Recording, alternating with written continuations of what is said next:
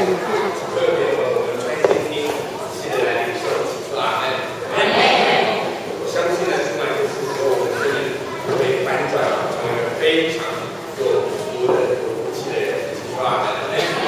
在这一块做祷告，天父上帝，我们感谢你，赞美你。主啊，我们何等的有福，来到你的殿中，成为你的子女，一起聆听你的话语。求你亲自的带领我们，与我们同在。谢谢耶稣，这样的教导我们，与我们同在，这样祷告祈求，奉靠耶稣基督宝贵的圣灵。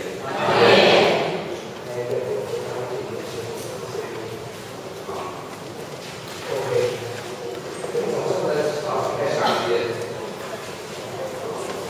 我们早上就讲到了，特别说盖肚子的对不对？好，就可能会把人把这个。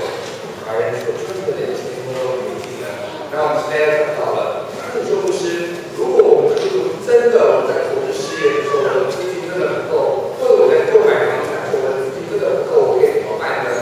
在怎么样的状况下可以举债呢？这个时候是可以举债的，圣经呢，它告诉我在家里面的工作人员第一，你如果购买会增值的资产如房子，但是呢，前提之有是家用或是商用，是可以用购他们。如果现在有些身边有些富足的人啊，他会不断的买房子资产，到处买，结果呢，永远困在那里呢，他不能自还的话呢，请问这是一个正确的方式吗？这是一种浪费。弟兄们可以明白吗？可是我常常分享到我们年轻人呢，我们盖了7、8层、10层、11层、12层呢，结果呢只做2层而已，其他的8层、10层呢拿来做什么？有蚊子，这是一种什么浪费？如果我拿那8层的工料、财产的资源呢，拿来盖教堂的话呢，该可以盖何等雄伟的会堂啊！一起说阿门。所以如果你要买房子的，要买会增值的资产，但是最好是什么？家用或商用。好，再来资产的价值呢，可以超过贷款的，一起说阿门。好，你知道美国的次级房贷造成的全球的金融海啸，你们知道这个新闻吗？知道几年前的，连100年的老店的这个雷曼兄弟都破产了。为什么会这样呢？因为人们的水平跟不停的靠着借贷买房子，当这个经济环境好的时候，人人都有收入的时候，房贷都可以还清。但是当经济条件变差的时候呢，公司纷纷的裁员的时候呢，很多的人面临到 lay off。什么叫 lay off？ 就是被裁员的时候呢，他们再也还不出房贷的时候呢，你知道吗？然后他们又面临到破产了。太多人破产的时候，最后连银行都怎么样？破产了。听过银行破产？早上牧师讲到的说，当我们尊重神的时候，神就尊崇我们，对不对？当我们高举神的时候，神就高举我们。你看美国当渐渐的离开神的时候呢，其实有一个城市叫做底特律。底特律城是全美国的汽车大城，是全球的生产汽车最多的城。你知道现在连底特律整个城都破产了，有没有听过一个城破产了？不是一个家一个厂哦，是整个城都破产了，连这些公务员的费用都付不出来，连警察的费用都付不出来，被迫要裁减警员的编制，就到处都是一些治安不好的事情。你看到没有？当我们不要神的时候，神就不要我们；当我们高举神的时候，神就要我们。都说阿门。早上牧师讲到，为什么我们福清人这么肯吃苦，这么会打拼，但是我们在各个地方我们做的企业的规模都是这么样的有限。好，帮我调一下好不好？全部都是。好，请看我这里，高中低全部都是中间。你看我这边 ，Hello。好的，那个传道，请看我这里，请看我这里，高中低都是中间，然后整个声音下降，好，再下降，1、2、3、4，好，再上来一点，再下降一点，1、2、3、4，好，再下降一点， 1、2、3、4，好，再下降，好，再下降总音量，那一轨的总音量在下降，1、2、3、4，1、2、3、4，1、2、3、4，1、2、3、4，好，这样可以吗？好，朋友们请听，好。所以呢，为什么会这样呢？因为很多的人他们都假设未来上业，好，成功上业 ，Hello， 好。所以呢，很多人他们因为他们买的资产，我们买资产价值要超过贷款的，很多人他们因为贷款的超过资产，所以最后面临到破产。好，第三，什么样的时候可以举债呢？债务可以分期还完，不好。这应该帮我降下一点点好不好？好，债务可以分期还完，不至于引起什么危机。第四，什么时候可以借贷呢？若是为了工作上的需要进修学习或受教育的话呢，投资在自己的教育跟知识身上呢，这是值得的。跟我说阿门。弟兄姐妹们，你知道你在国外要参加这样的一个讲座，好，你可能要最少的要付200到500的人民币才能参加，但是我今天来到这里，我们5堂课全部是免费的，跟我说阿门。投资在自己的身上呢，增加自己的智慧跟知识，这是值得的，跟我说值得的。好，为什么有的人格局大，有的人格局小呢？为什么我们到各个地方的时候，福清人很会做生意，但是我们的这个规模就有限呢？因为涉及到格局。为什么温州人他可以把事业做得很大呢？因为代表他们的气度是不一样。为什么犹太人可以成为全球首富呢？因为他们有上帝给的智慧。跟我说阿门。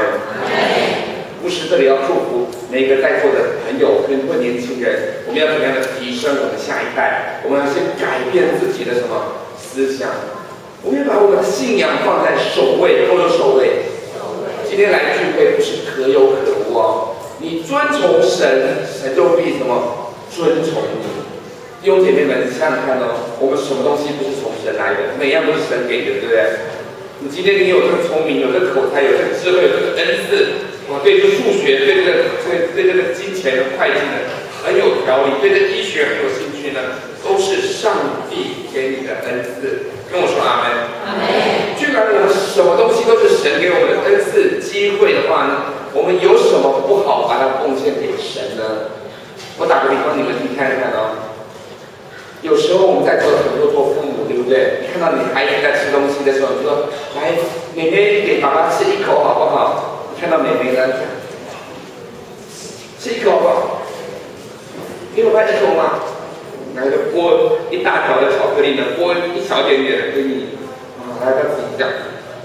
好，你看了会觉得很好笑哦。请问他的巧克力谁给他的？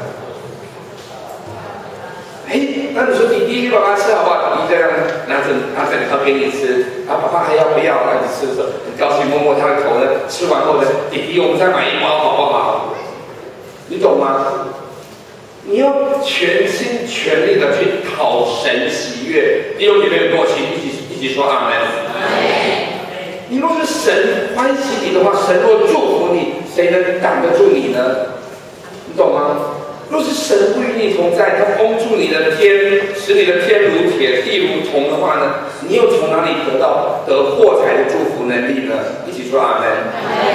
所以为什么我们来到这里崇拜这么重要，态度这么重要，唱诗歌这么重要？弟兄姐妹们，你觉得服侍神是一种很了不得的事，还是很辛苦的事，还是很荣幸的事？你知道吗？今天早上的时候，我昨天晚上跟我的师母我们在聊天呢、他就跟我说，他好希望他来这里能多服侍哦。哎，结果呢，你看昨天晚上的时候，我们在散步的时候呢，哎，他就有机会，他今天晚上的青年团契，他要来讲道，他给大家讲不一样的信息，我也鼓励各位朋友一起过来参加，阿门。结果呢，更棒的呢，他讲完，他知道有这个机会，今晚有这个机会后，他还说啊，如果我明天主日能讲到该有多好。结果早上的时候呢，他一讲的时候呢，上面的传道牧师就把这个机会给他了。明天主日他来这里证道，一起说阿门。哎呦，他觉得呢，服侍神是个很怎么样荣幸的事情。跟我说阿门。我若是讨神喜悦的，神若喜悦我，他祝福我，我不是不得了了吗？阿门。好，弟兄姐妹们，为着工作的需要，花钱进修受教育是值得的。好，债务可以自己付款，付完的而不至于离奇为基，是可以投资的。好，再来请看哦。若为了以上用途呢而借钱，请遵守以下的原则。举债即呢偶一为之，不可以变成什么常态。好，这样明白吗？我相信基督徒，我们可能会穷一阵子，苦一下子，但是绝对不会穷苦一辈子。一起说阿门。阿门。因为耶稣说：“我来要叫人得生命，并且得的更丰盛。”弟兄姐妹们，不是只有物质上丰盛，心理上是很贫苦、很辛苦的样子，而是人生的层层面面都要蒙福。一起说阿门。好，再来。好，要计划尽快的偿还的什么借款，或者写下还款计划。下一个，好，怎么做呢？举债的7个要诀，要7个先决条件。第一，要致力偿还于什么债务；第二，绝不作谎。亲爱的朋友，这是非常重要的，多说阿门。好，我在大学的时候呢，我有个同学就帮人做保，那时候在网络经济的时候呢，他们就跟几个伙伴呢一起开了一个网络公司。结果当经济条件好的时候，大家赚钱；然后呢，当经济条件不好的时候呢，因为大家都推他做老板，你知道吗？所有的债务都全部他一个人来扛。哇，痛苦死了！最后呢，所有的财产全部都出清，债务还不清。到最后，他变成禁止制产的人了，因为被宣告破产。弟兄姐妹们，千万不要为人怎么样做保，都不做保。有时候是别人欠的钱，变成你要来怎么样偿还。再来，好，避免为欠债的什么做法。箴言书17章18节，我请你注意听哦。你听到这一节，可能就帮你赚了你20年的财富，不然你可能会赔上去哦。再来，不要避免假设未来，甚至说不要为明日计划，因为一日要生何事，你尚且什么不知道。所以你要在丰年的时候，要为荒年做积蓄跟打算。跟我说阿门。圣经里面神给约瑟一个智慧，叫他在7个丰年的时候呢，拼命的积蓄，对不对？来度过7个非常艰苦的荒年。不但养活了全国，养活了约瑟的全家，还养活了当时中东这一带周边所有的民族。跟我说阿门。好，绝不让家人呢担风险。所以你在做很多投资的时候呢，家用一定要把它搁到另一边哦。再来，避免消费性的债务，举债必须是你生活中的例外。什么是消费性的债务？我考考大家哦。如果我买一台跑车来玩，我不来开，请问这是消费性还是生产性的债务？消费性的咯，对不对？因为这跑车呢不会帮我赚更多的钱，我只拿来做什么娱乐。但是如果我拿这个钱呢，拿3000块呢来买 iPad， 来帮助我工作，或者我跟人家介绍很多的事物的使用的话呢，请问它是生产性还是消费性的？好，这样明白了。弟兄姐妹们，你要分清楚买东西什么是需要，什么是想要。Hello， 我听得懂吗？一个姐妹如果家里有10多双鞋子或者20双鞋，可能是合理的，对不对？如果搞个3000多双呢 ？Hello， 那这个人就是什么？有问题了。好，你们听过前菲律宾的总统的夫人伊美黛？当他下台的时候，他的官邸被人家冲进去的时候，发现了他的房间里面呢有3000多双的鞋子，还有鳄鱼皮的、鸵鸟皮的什么的，很多连穿都没穿过。人家说呢，他大概是蜈蚣的。为什么呢？蜈蚣有那么多只脚，才需要穿那么多双鞋子哈。一天穿一双，穿个10几年都穿不完，听得懂吗？拼命的买，就是为了不同的。这无止境的欲望的追求，弟兄姐妹们，这样可以明白吗？什么东西是需要，什么是想要，好，要分得清楚。再来，好，避免呢用信用卡举债。好，国内使用信用卡的人多不多？多吗？好，在我们这个地方，收信用卡的人很多啊。什么叫做信用卡呢？先刷卡后怎么样？后还钱。有些人呢，看到什么就刷，买，结果后来呢，没钱还的时候怎么样？破产。利息呢，就像滚雪球一样，越滚越大，最后还不了了，因为他为明日做假设，他认为他工作稳定，他可以一直还下去，结果还不了的时候呢，最后就面临到破产了。这种都是先享受呢，后付款的一种风险。他为明日做什么假设？当然，这种情形在我们古今，我们上一代是不太可能的。好。早上的时候，牧师讲说我是60年代的人物，对不对？但是朋友们，请听哦，我们70年代、80年代、90年代的人呢，可能想法都跟我们不一样。可能有些人都好逸恶劳，先享受后什么？后付款呢？你有没有发现我们最近在我们的城市里面，越来越多吸毒的人，越来越多无所事事的人。各位弟兄们，请听。你们在海外工作辛勤的一半的钱，可能被下一代无所事事的下一代给完全的败光了。听得懂吗？你到底要传承给孩子的是什么呢？让你仔细想想看。我常常说，不用给儿女太多的财富哦，因为子孙贤，你若是不留给他财富，他也会去挣，会去赚。若是子孙不孝的话，你留给他再多，他也会完全的败得一干什么二净。在台湾呢，有一个富翁哦，他有好几个孩子，快要10个孩子啊。他过世的时候，他需要孩子分给他2亿，家产都分光了。结果呢，有一个孩子呢，他就拿了钱呢，他就去买跑车，他就去酒店挥霍，买这个重型机车去玩，一台不够买了好几台，然后呢，到处的挥霍。你知道，不到2年，有人看到他在路边做什么？乞丐。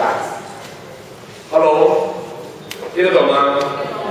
各位做父母的，你们在外面打拼，你却不花时间教育你的儿女，你等于在家里呢养了一个无所事事的寄生虫。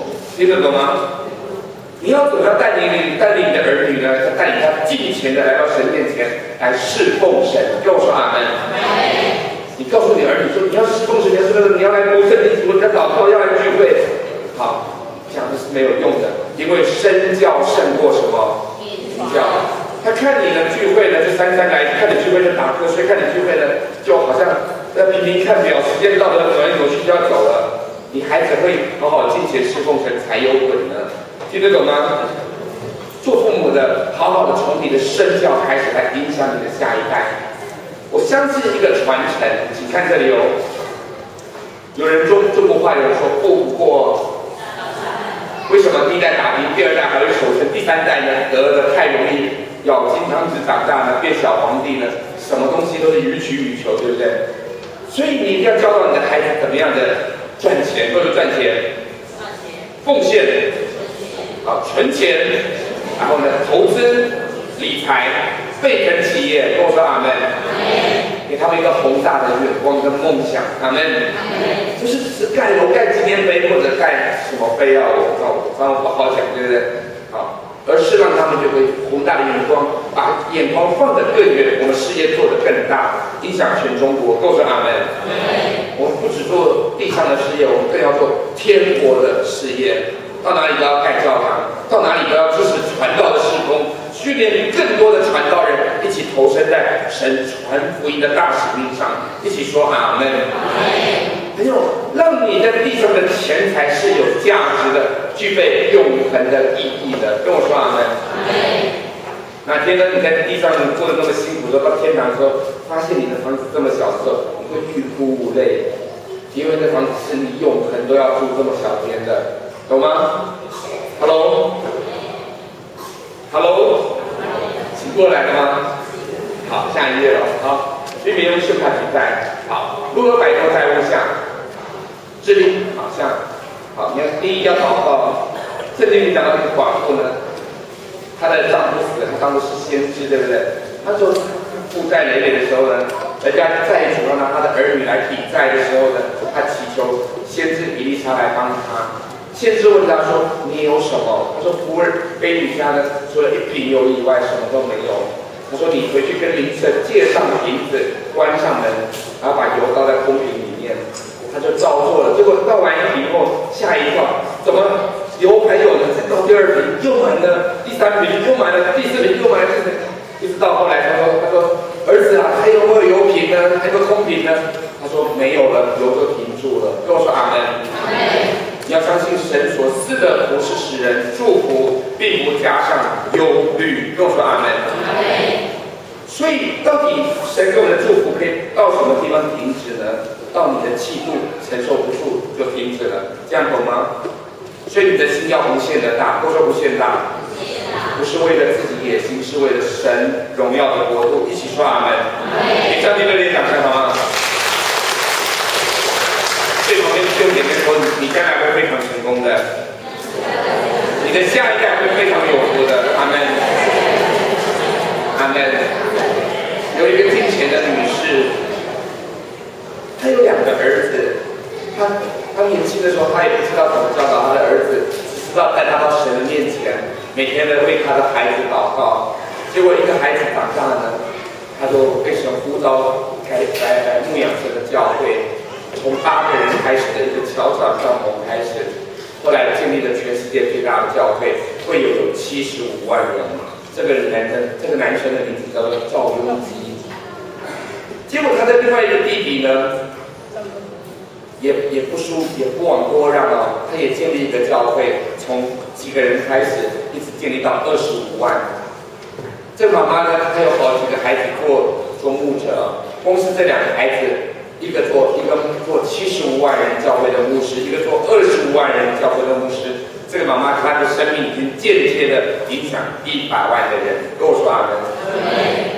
在家里做孩子教育的母亲们，你们不要觉得自己的工作是没有价值的。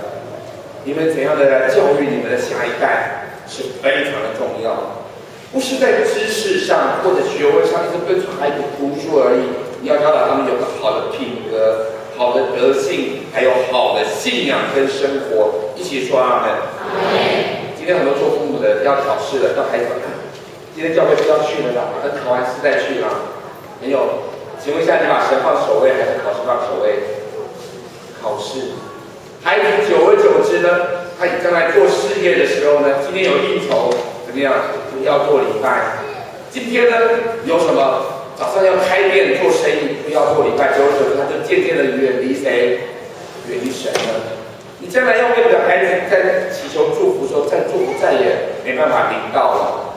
弟兄姐妹们，请听，我们福清人最看重的就是盖房子，对不对？还有养育下一代，对不对？如果你不好好的真的养育下一代的话，你这一代的努力全部都会被败光的。你要花时间把你的孩子带到神面前，完完全全的交给神，给自己热烈掌声，好不好？神他给你什么资源就在你的手中，或许你有的不多，可能就是那一瓶油，但是神要使你手中现有的资源倍增，30倍、60倍、100倍，跟我说阿门。你现在要开始准备更多的瓶子跟器皿，跟我说阿门。好，财富的原则也是如此，请听。我常常说，怎么样获得财富呢？开源节流，对不对？尽量的多打工，然后少花费，就会存钱，对不对？好，请听哦。每个人的财富好像一个水库、水仓，对不对？这个 water tank， 对不对？当你这边开水的时候呢，底下也会流水。请问每个人每天是不是有开销？吃要不要开销？住要不要开销？空调要不要开销？电动车要不要开销？好，当你赚的比出的还要少的时候呢，水塘的水就会慢慢没有水，对不对？赚的比较多，然后出的比较少的时候，水塘就会慢慢的怎么样满起来？满了一个水塘以后呢，就会满空的第2个水塘再装，对不对？满起来装了第3个，对不对？朋友，我早上说过了，人需要多大的空间睡觉？一个榻榻米，对不对？人需要多大的居住环境？1层楼，对不对？那你盖的其他层楼是做什么呢？是浪费。你把这个资源、这个家用可以了，我来顾神的教会，我来支持神的机构，我来协助培训中心训练更多的工人。我们将来培训中心不要训练100个工人，训练500个工人怎么样呢？你说好不好？没人说。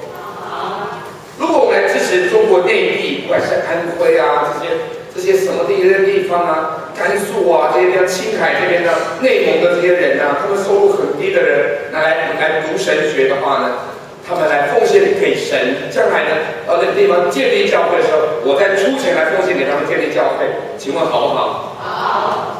到哪里都有你所奉献的教会了，阿们。到时候教会根基的底下一个石牌上写说。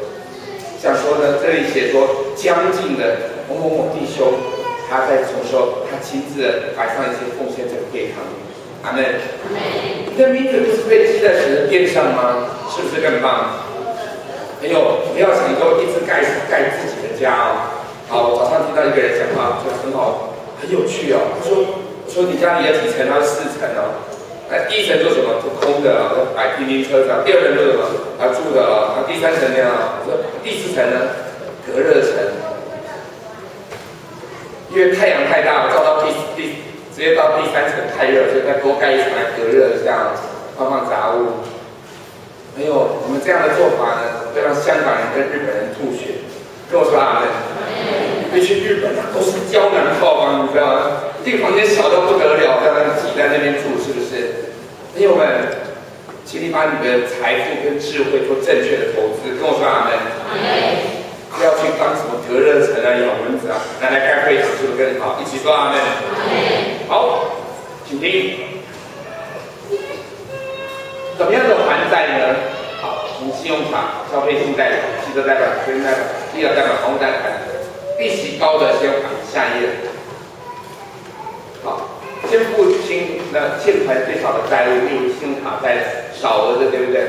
然后除了最低额度以外呢，将高利率的卡债迅速还清，也让人有成就感。继续将其他的信用卡债付清，尽量呢不欠新的信用卡债。为什么呢？因为在国外的话，信用卡的债务差不多是15%左右年利率。你看我们存款利率3.5%，结果呢，银行这个卡债的利率还要跟你要15%。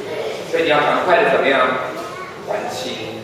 好，再来，还有被付清的消费型的贷款呢，最低额外将贷款迅速还清，将不用的东西拍卖，透过什么？例如网拍对，找第2份工作，如果公司设计状况许可的话，可以兼差，对不对？改变生活形态，过简朴生活。例如从大房子搬到什么较小的房子去，阿门。好，同时我有3部车子。我有一部车子呢是非常大的，是我们做福音车的。好，这部车子呢非常大哦，但是我出去的时候我很少开这种大车，为什么呢？因为耗油，对不对？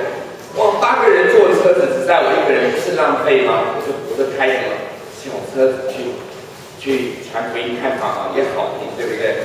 没有改变你的生活形态，开源节流就会致富。下一页，来。下一页，好，尽量的快速的还清汽车贷款，加速还清汽车贷款，继续将每个月要还的汽车贷款存到银行作为将来要买车子预备金。好，这个我就体验了。我记得我大学刚毕业的时候呢，那时候人人都想买车，对不对？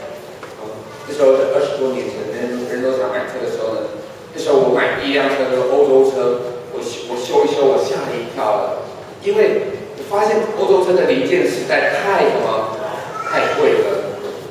亲爱的朋友们，车子是买来开还是买来修的？一天到晚，哇，这个零件换一个就这么贵，换一个这么贵啊！不都养车像养个小老婆一样吗？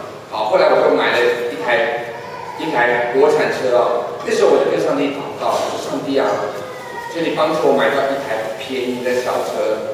后来我的朋友问我说我有多少预算的时候呢？说大概1万人民币吧，1万到2万人民币吧。我朋友听到他就笑我，他说你要什么样的车呢？我说我要性能好、外观美，然后呢省油，然后小车啊等等的。所以我的朋友听到他在笑我说你呀，要买车又要马儿好，又要马儿不吃草，没有，我就透过祷告。后来呢，有一天我的朋友在笑我啦，就在笑一笑。我透过祷告的时候呢，就上帝真的给我一台小车了，跟我说阿门。我真的买到一台小车，你知道吗？性能好，不是性能好，它才跑2万公里左右。原来是一个老师开的，女老师开的，每天都是家里的学校2点一线接对的。好，外观真的很美，因为它去年才整个车钣金烤漆，然后非常的省油，够得非常省油。还有是小车很好停。哦，亲爱的朋友，当我的同学他在这个时代的时候呢，每个人都要买10几20万的车子的时候呢，我呢1万块不到买到1万块人民币不到买到一台小车了。结果呢，我把剩下的钱呢，我就买房子了，我就开始买头款了。结果呢，当我在付房屋贷款的时候呢，我的同学正在付汽车贷款。当我的房屋贷款呢已经付完的时候呢，他汽车贷款才付完，他正要买房的时候呢，我已经准备要退休了。Hello， 你知道牧师很早退休，32岁我就退休了。哇，如果我现在呢，我还在我的职场的话呢，好，我每天我都拿着左手拿饮料，右手拿遥控器呢，看电视呢，那个钱每个月都会汇到我的账户里面。Hello， 好，亲爱的朋友。因为我怎么样？我做一个正确的一个想法，好，我把每个月要买车的这个钱呢存到银行，对不对？作为将来要买车的预备金。后来呢，当我们在做福音工作的时候，我们要买车的时候，又经历上帝很大的恩典。跟我说阿门。那时候呢，我们要买车的时候呢，我就去看，说主要我们要买一个面的就面包车啊，这样，好，大概呢。3万块人民币左右，但是是中古的。后来我的朋友就提醒我说，车子是买来开的，不是买来修的。于是我就把梦想放到一个10万块的车子里。结果呢，我就不断祷告的时候，我们还是没有这个钱。后来我就把梦想呢，就随着时间的过去，我的梦想就越来越大，10万变成13万的梦想，13万的变成15万的梦想，后来变成17、18万的这样的梦想哦，但是1年过1年，我们还是没有这个能力买新车，你知道吗？后来呢，当我们不断祷告的时候呢，那时候台湾出了一台车子，然后我们就去看这个车子，一看的时候吓一跳，这车子性能真的好到不得了哦。好，要开这个车子的这个卫星导航的时候呢。不用按钮，只要用嘴巴讲就好了。我说开启导航，车子就说开启导航，然后导航就打开了。我说播放音乐，它就说播放音乐就开了。这个车子上面有发布摄影机，有天窗，有 DVD， 有这个卫星电视。然后转方向的时候呢，车灯还跟着转哦，还有夜视，还有很多高科技的东西。还有呢，这个前后座位都有这个电视，什么东西啊？开远程的话呢，还有按摩椅可以按摩啊。我们就跟主说：“主啊，这台车真棒，它有一个等级，主啊，你只要给我们随便一个最差的等级，我们就感谢赞美主，哈利路亚啊！”好，后来我的长话短说，主就不断的祝福我们。第一笔的奉献进来，后面的钱就进来，后来奇妙的事情就运作。后来这5个等级的车子，我们买到最高等级的车子，阿门。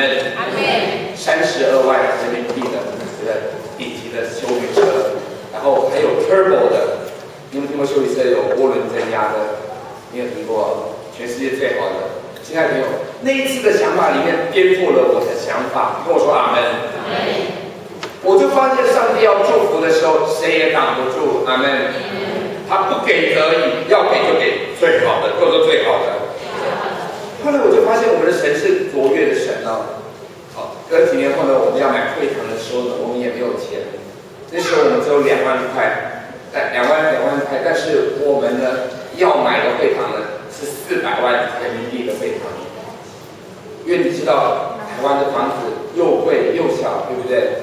又非常的不便宜。好，你知道吗？我们只有2万块，我们要买400万，那怎么办呢？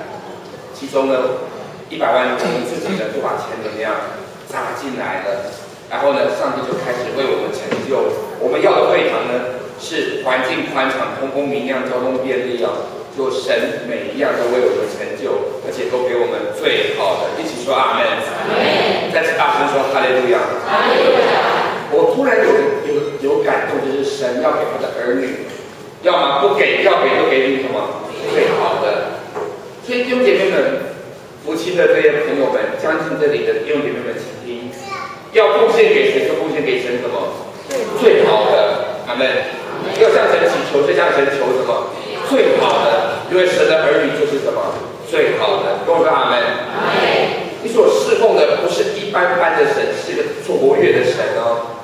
有一年呢，我去到这个太平洋岛贝劳这个地方去宣教，就回程的时候呢，我到机场的时候，我穿非常休闲的衣服，那个柜台的小空中小姐就这样叫我过来，她说：“先生，你请过来。”用英文讲：“先生，你请过来。”就来到他的柜台，他就说：“你的机票给我一下。”我说：“什么事啊？”就给他，他就帮我快放，就给我一个新的登机证，这是你的新的登机证。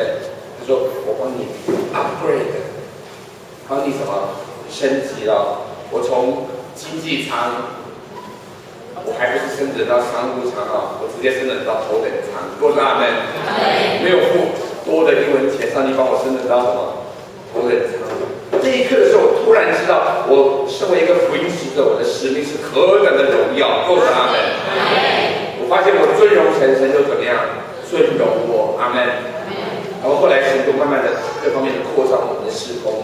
我过去我们的教会做贫穷人的工作，做什么样的精神病的、残障残疾人的、麻风病的、皮肤烂掉的，还有艾滋病的、吸毒的、受刑人的。受刑人就关在监狱里的人呢，我们做了17年这样的工作，还有校园的学生。圣经说，你们请客的时候要请那些贫穷的人，那些不能偿还你的人，因为等到义人复活的时候，你们就要得赏赐。跟我说阿门。当我这样做的时候，好像我没有什么报偿，但是神默默的为我们报偿。跟我说阿门。神的祝福不断的扩张我们的事业，让我们现在有机会接触很多的这些做生意的人、做企业的人、上市公司的老板。在台北那个地方有个国际会议中心，里面都是这些豪华的这些东西哦。他们一桌一桌的企业家，他们买票、买餐券，一张200多块、300块的，不是300块人民币的这样的餐券哦。好，300块人民币的这样餐券来听我演讲。阿门。我跟他们分享福音，哈利路亚。我到另外一个地方，女企业家都是有钱的这女企业家，他们花了这样300块的餐券呢，听我一场的演讲，阿门。告诉他们怎么样的蒙福。然后现在神扩张我们的境界，让我们有机会接触这些很顶尖的人，跟他们分享福音。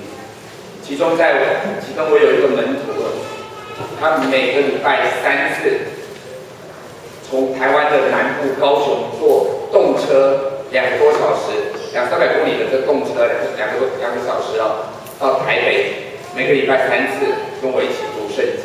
阿门。你听得懂吗？好，你看到没有？一个人这样追寻主，这样的努力哦，他非常的富有，他每个月的收入是60万人民币以上。每个月的收入60万人民币以上。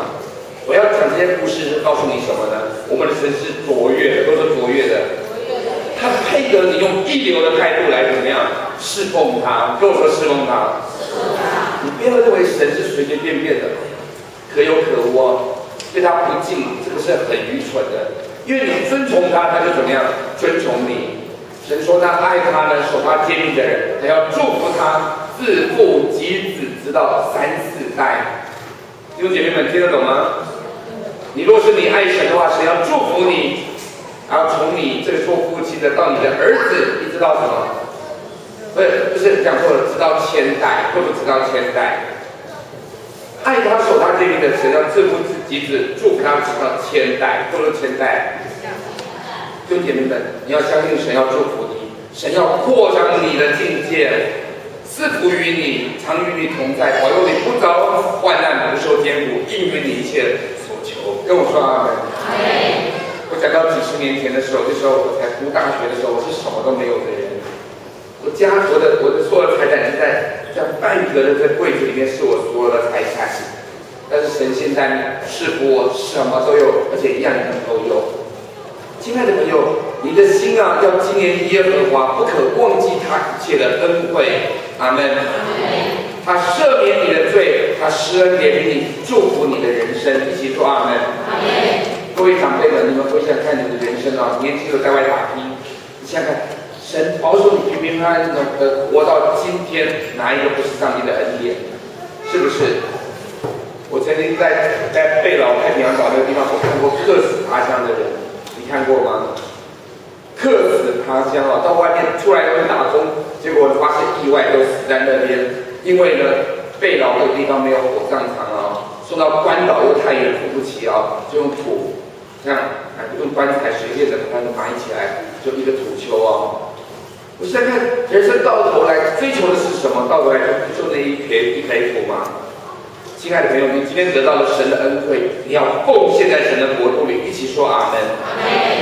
奉献给神，不要手软，知道吗？大手笔的奉献给神，神一定要祝福你。跟我说阿门。早上的时候，我有分享到，我们在建教堂的时候呢，没有钱的时候呢，我们就一次就奉献100万给上帝。阿门。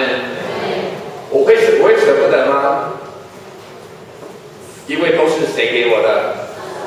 我把上帝给我的，我再给他，我相信他将来会给我什么更多的恩典。给神热烈掌声。好，汽车贷款，好，再来呢，房屋贷款，投资不如预期。好，很多人买房子都是投资不如预期啊，除非能赚取比贷款利息更高的投资报酬率，否则划不来，不如先还清什么房屋贷款。总的来讲，就是现在的尽速的怎么样还清。加速呢，要加速还清，缩短贷款年限，每月增加还款，将退休奖金呢用来还债。老道牧师有讲过啊，那时候我看到我跟银行借钱买房子的时候呢，我看到银行每个月跟我收这样的差不多4000块的人民币的这样的利息，我觉得不行，我要继续给银行那么多利息呢。于是我就加速的怎么样还款，我跟他要2个账户。一个是每个月平均摊还的账户，另外一个是直接还本金的账户。只要我一有收入，我一有余钱，一有奖金的时候，我就立刻还本金的账户。结果呢，15年的房贷，我4年多就还清了。一起说阿门。当我买完车子之后，我同学他们正在还车贷的时候，我买房子。当我缴完房贷的时候呢，我的同学才开始缴房贷。当他们呢正在缴完房贷的时候呢，我已经在存我的退休金了。跟我说阿门。因为我过了这个无债一身轻的生活，我今天才能来到这里跟你们分享福音啊，是不是？阿门。如果我很多的债务的话，我现在就走不开了，对不对？是不是？朋友们，你要实现你的梦想，一定要在经济上、财富上得到自由，够不够自由？而且你不要只是。我常常觉得，我们不要觉得只是一个知足足够就好，你要备着你的财富，能祝福更多的人，祝福神的家，祝福教会。一起说阿门。好，下一页，请看。好，这个房贷的这些偿还表。好，下一页。好，它这有些公式啊，就是你越快还，然后呢，你花的本金越少，然后呢，越轻松。来，下一页。好。你要编制预算，执行计划还债哦，用电脑或纸本编列预算，了解家庭收支情形和趋势。亲爱的朋友，你知道你每个家庭的每个月的开销多少？你知道吗？知道吗？应该知道，对不对？好，每月收支年底结算，知道制定了还债清单，还有偿债计划。下一页，好看这里哦。好，每月预估的估算表，弟兄姐妹们看哦。我们生活在世上有吃、衣、住、行、娱乐这样的花费，对不对？好，每个月总收入、薪水多少、利息多少、红利多少、其他多少的。好，然后呢，还有呢，你要扣除你的奉献所得。你看哦，牧师说奉献要先摆在第什么？第一位，先扣掉，对不对？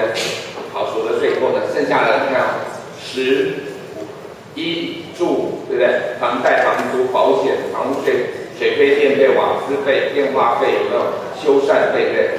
行，你有没有汽车燃料？有没有汽车维修保养税金？对不对？育，好，你的孩子的安心班、教育费等等，对不对？好，再来乐。亲爱的朋友们，熟悉的朋友们，很多时候我们不懂得享乐。没有这个是对还是错？还是不对？不对的，因为神是厚赐百物给我们享受的神，都是享受，所以你要懂得去享受神给你的祝福。再来，还有呢，医疗保险、储蓄投资各样的杂支开销，一起说阿门。好，还有个方法，分享给讲，谢谢你。好，下一页。好。